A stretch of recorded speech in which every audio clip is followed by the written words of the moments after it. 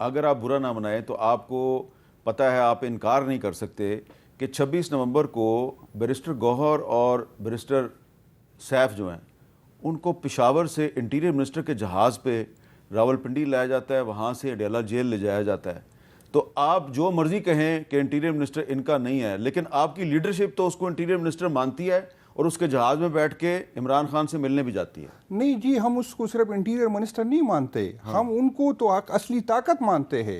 यही इख्तियारात तो उनके पास है। मैं आपको जी, ये मैं आपको जिम्मेदारी से ये बात करता हूँ, किसी ने वज़ीर आज़म पाकिस्तान के साथ, जो इनका वज़ीर आज़म है, उनके साथ जो 26 नवंबर के जो है इनके इसके साथ कोई मीटिंग हुई, न किसी ने राबिता किया, जो हुआ किसी और ने करवाया।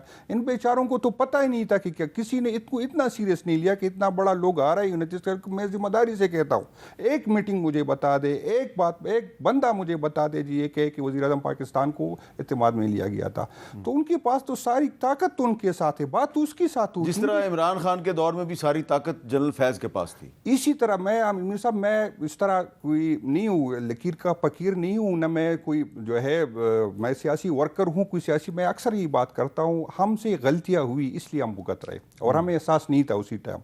अगर उस टाइम हम पॉलिटिकल सोच अपनाते, हम पॉलिटिकल लोगों पे एतमाद कर दे, इन लोगों पे न करते, तो आज हमारे साथ ये नहीं होता।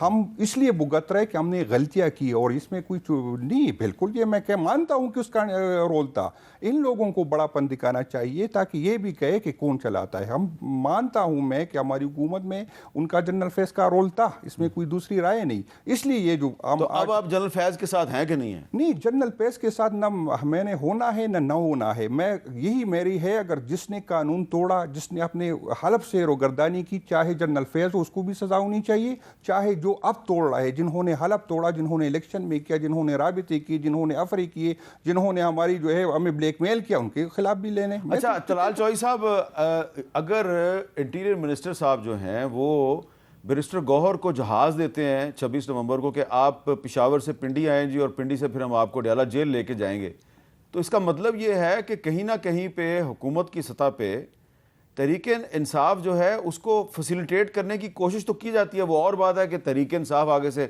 नखरे वगैरह करती है। देखिए, पहले तो मैं जुनैद साहब की एक बात को क्लैरिफाई कर दूं कि देखें, इतना ये गलत प्रोपोगंडा और फेक वीडियोस बनाते हैं कि जुनैद साहब कह रहे हैं कि ट्रंप ने कैंपेन में इमरान खान की तस्वीर उठाई थी और उसका नाम लेके वोट मांगे।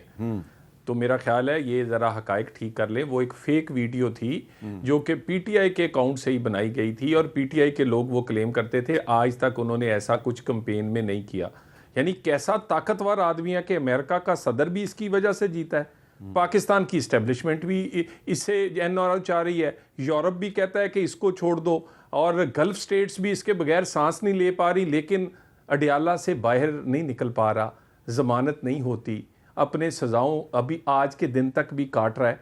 कैसा देखें, ये अब ज़मीन आसमान का फ़र्क है इनके अपने नैरेटिव में। तो मैं एक और आपसे गुजारिश कर दूं कि ये वाला नैरेटिव जो बिल्ड कर रहे हैं, ये कल बह के इसी तरह ही जुनैद साहब जैसे कोई और भाई कहेंगे कि हमें हॉन्ट करेगा, जो आज ये कह रहे हैं ना कि अमेरिका हमें छुड़ाएगा।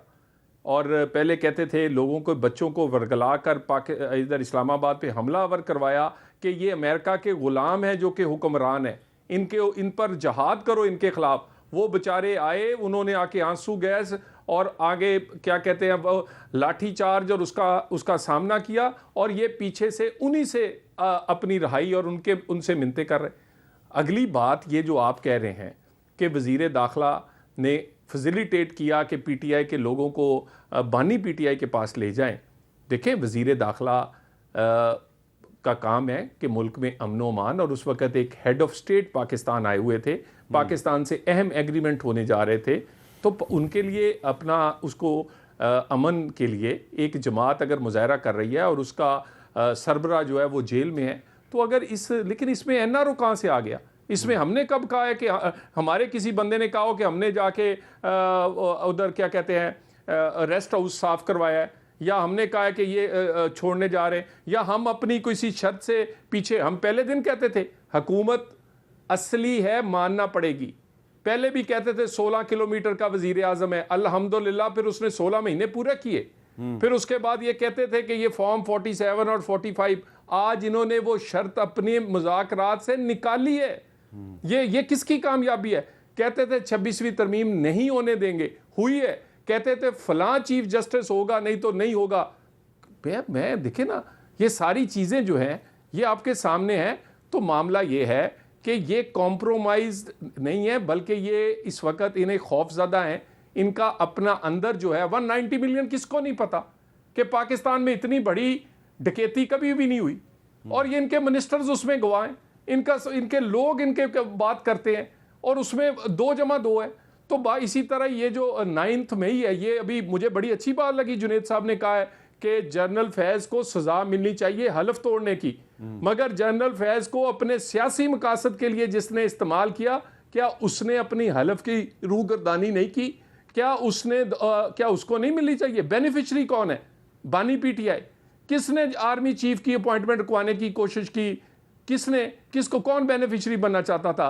बानी पीटीआई। उसके बाद के जो बाकी जो इनके उनसे राब्ते थे और जो प्लानिंग थी, उसका बेनिफिशरी कौन बनना चाहता था? पीटीआई। सो मेरा मामला, ये दोनों एक ही जुड़े हुए हैं। ये ना समझे कि अगर जनरल फैज़ ने कुछ किया है सियासत में मुदाखलत, तो आपका ख्याल है कि वो बीजेपी के साथ मिलकर करते रहे? पीटीआई उनका अलाय था ना जी, पीटीआई उनकी पार्टी थी, बल्कि पीटीआई को पाला पोसा ही उन्होंने, इक्तदार से लेकर अपोजिशन सारा कुछ वो करवाते रहे। तो ये बात ठीक है, ये आहिस्ता आहिस्ता हकायक का इन्हें अंदाजा होगा। एनआरओ नहीं मिलेगा, आप बातचीत करनी चाहिए, मुल्क को आगे लेके जाना है। पाकिस्तान की इकॉनमी है, पाकिस्तान में आम आदमी के मसाइल है, पाकिस्तान में दहशतगर्दी सबसे बड़ा आपके सूबे में। जो आपने बातें की हैं, इसके बाद मुज़ाकरात जो है वो कैसे आगे बढ़ेंगे? क्यों जुनैद साहब, मुज़ाकरात जो हैं वो फिर आगे बढ़ेंगे? नहीं, मुज़ाकरात अगर मुल्क के लिए, जमहूरियत के लिए बढ़े तो अच्छी बात है, वरना हमें अगर मुज़ाकरात के ज़रिए हमने अपने केसेस ख़त्म करने थे तो हम पहले कम थे। मेरे भाई ने बात की सही का कि एक तो ये मैं सिर्फ ये क्लियर करा दूं कि हमने अगर ये जो कह रहा है कि हमने आर्मी चीफ की जो है उसको रोकवाना था, अगर हमने वो रोकवाना था तो अगर आपको याद हो तो 48 घंटे पहले समरी भेजी गई थी। उस टाइम अलवी साहब थे, प्रेसिडेंट थे, तो अगर वो चाहते तो समरी वापस भेज देते तो ऑटोमेटिकली चीफ साहब जो है रिटायर हो जाते। लेकिन ऐसी कोई बात नहीं थी। उस टाइम का आर्मी चीफ भी नहीं चाहता था, बाजवा साहब भी नहीं चाहते थे कि उसको कर लेते इसका नाम हो, तो उसके लिए तो आसानी थी। बाजवा साहब क्या नहीं चाहते थे? बाजवा साहब नहीं चाहते थे, इसको पता है, इनको तो जबरदस्ती उसका। बाजवा साहब नहीं चाहते थे कि आसिम मुनीर आर्मी चीफ बने? जी बिल्कुल बिल्कुल, मैं जिम्मेदारी से ये तो सबको पता है, ये तो सबको पता है। तो उसी टाइम क्या प्रेशर था? आर्मी चीफ तो वो था, बाजवा साहब थे, और अलवी साहब प्रेसिडेंट थे। अलवी साहब जहाज पे लाहौर गए, बनीगाला में इमरान खान को मिले, इमरान खान ने राजी हो गए, उसने क्या कर ले। अगर नहीं करते, आप बता दे, अगर अलवी साहब वो समरी वापस भेजते तो किस तरह हो जाता? दूसरे दिन तो मुनीर साहब ने रिटायर होना था, तो किस तरह होता? तो ये गलत बात है कि हमने उसको रुकवाने के लिए, अगर रुकवाने था, छोटा सा काम था समरी। लेकिन आजकल तो सोशल मीडिया पे तहरीक इंसाफ वाले जो हैं आर्मी चीफ के खिलाफ प्रोपेगेंडा तो कर रहे हैं। नहीं, मैं जो बात कर रहा हूँ, जो चौधरी भाई ने, मेरे भाई ने बात की कि ये करते थे, उसने हमारे क्या ज़रूरत थी कि हम इसके लिए एहतजाज करते? मैं कहता हूँ कि अलवी साहब से खान साहब कहते मैं उस टाइम हमारी कमेटी थी जिसने हमारी जो इलेक्शन हो रहा था, ज़िमनी इलेक्शन में था, तो मैं भी उस टाइम उस कमेटी का मेंबर था, कि पीछे दो थे मेरे साहब, आप उससे कंफर्म कर ले असद उमर साहब से। असद उमर साहब को अलवी साहब की कॉल आई कि दोनों ने जाना है, खान साहब से मिलना है, ये समरी आई है, क्या करूं मैं आप बेशक वो तो असद उमर साहब तो नहीं है हमारी पार्टी, उससे कंफर्म कर दे। अच्छा। अब मेरी, बल्कि असद उमर साहब के साथ गाड़ी नहीं थी, उसने मुझे कहा था कि मुझे लेके जाए, फिर मेरे उसको और एक MPA थी कराची की, उसने अपनी गाड़ी में लेके गए अलवी साहब के पास कि मैंने जाना है, खान साहब से पूछना है कि समरी का क्या करना है। अगर खान साहब नहीं चाहते, अलवी साहब से कहते कि समरी वापस कर दे, तो 2-1 दिन बाद वो रिटायर। आप ये कह रहे हैं कि इमरान खान ने जब वो गिरफ्तार नहीं थे तो जनरल आसिम मुनीर साहब के आर्मी चीफ बनने के रास्ते में कोई रुकावट नहीं डाली? मैं यही कह रहा हूँ, अगर उसने रुकावट डालनी थी तो अलवी साहब जिसकी आप मुलाकात की आप जिक्र कर रहे थे, उसके साथ असद उमर साहब थे। असद उमर साहब लेकिन अलवी साहब गए लाहौर। आपको याद नहीं है कि जब थोड़े दिन रह गए थे बाजवा साहब की रिटायरमेंट में, और नए आर्मी चीफ की अपॉइंटमेंट होनी थी, तो खान साहब ने एक एहतजाज की कॉल दी थी। नहीं, एहतजाज की कॉल अगर हमने दी थी तो उसका मकसद ये नहीं था कि आर्मी चीफ को रुकवाना था। मैं यही कह रहा हूँ कि एहतजाज की कॉल की ज़रूरत क्यों थी। अलवी साहब से कहते कि समरी वापस कर दे, अगले दिन आर्मी चीफ साहब रिटायर हो जाते, बात ख़त्म हो जाती। 3 दिन बाद दोबारा दूसरी में समरी आ जाती, जब दूसरी चल में आती। ये तो यही मैं कह रहा हूँ जी, ये जो प्रोपेगेंडा कर रहे हैं कि आर्मी चीफ को रुकवाने की हमने कोशिश की, हमने नहीं की। और मैं इसीलिए उसकी मैं कहता हूं कि असद उमर साहब अभी हमारे पार्टी में नहीं, आप उनसे कंफर्म करें। आप और अलवी साहब गए थे लाहौर में, खान साहब ने इजाजत दी थी